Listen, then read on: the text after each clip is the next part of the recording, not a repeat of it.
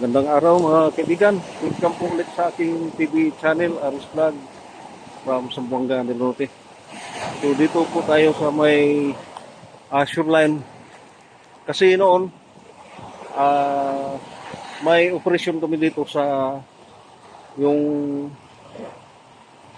punta na yan.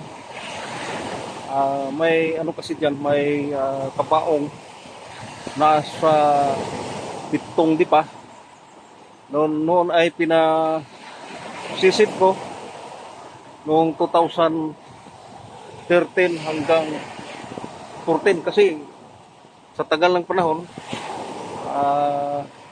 pinuhukay doon sa ilalim ng dagat kasi nailibing na sa halong buhangin ng ilog kasi may ilog dyan sa unahan. Ayan. So ito yung lugar ng kung saan dumadaong yung barko ng Hapon dito o Japanese Imperial Army dito sa lugar at tinamaan yung barko na yon at dyan sa nailibing na yung katawan ng barko dahil sa tagal ng panahon dyan sa lugar at yung kabaong doon sa sa may punta na yan nasa pitong lupa at ito yung lugar ng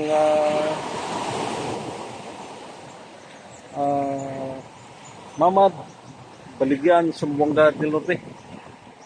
So, ito po yung lugar na mayroong maraming history.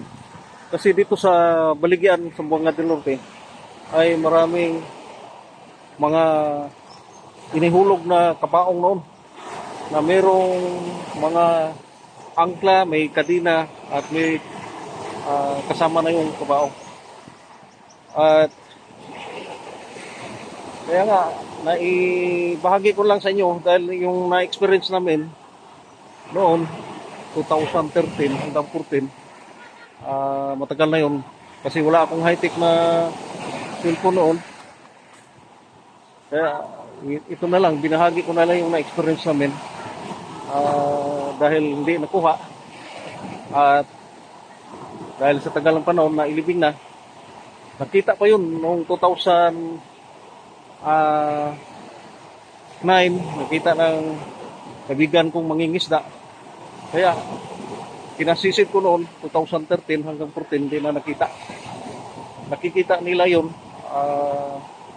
Parang tawag dito yung aluminum na kabaong at mayroong kadina, may angkla at may dyan doon sa shoreline doon sa sa may tabing dagat doon, mayroong marker dyan na malaking kahoy na naratri. Makikita pa yan dito. Medyo nasa distansya lang ako dito kasi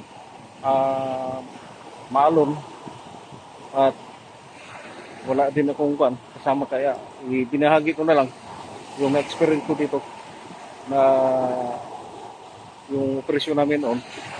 At itong lugar na ito ay lugar ng mga mangingisda. Maraming nakapila dyan na mga pampot, mga maliliit na pampot. At kaya nga, itong lugar na ito ay talagang may history. Dahil dito dumaong yung barge ng Hapon o Japanese ay tinamaan ng torpedo ng submarine ng Amerikano. Kaya ibinahagi ko na lang itong na-experience namin na operasyon noon 2013 hanggang 14. Hindi na nakikita yung kabaong na merong angkla, kadina at kasama yung kabaong. So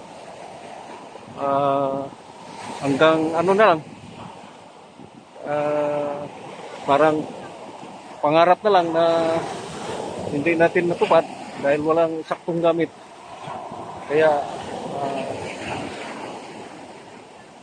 kung meron sanang mga dito high-tech na gamit, siguro magkukuha yan dito.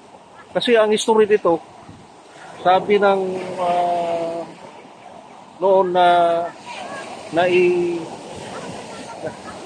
nai napuntaan namin yung kwan, yung kaibigan ko na sundalo noon, nakapunta kami doon sa sa kampo ng Balikatan, at may nagkapagsabi dito sa lugar ng Baligyan, Zamboanga del Norte ay maraming inihulog na mga kabaong dito. Siguro mahigit sangdaan na kabaong, mahigit sangdaan na kabaong na inihulog dito sa lugar. Baligyan, Siukon, at hanggang papunta ng kwan doon sa unahan ng kwan, kabilang municipality. So dito sa lugar ay talagang maraming history dito. Kasi dito dumaong yung natamaan na barge, na malaking barge ng Japanese Imperial Army na dito dumaong, pero nalunod na diyan sa hindi pa nakapunta sa sa shoreline. Nalunod na hanggang nawala na yung katawan ng barko kasi sa tagal ng panahon, nawala na. Nailibing na rin sa sa mga buhangin kasi andiyan yung bunganga ng ilog dun sa unahan. So, ito lang guys. Salamat po sa kunting oras sa panunod sa aking TV channel, Aris Vlog from Zamboanga del Norte. Paki-like and subscribe na lang po. Salamat po.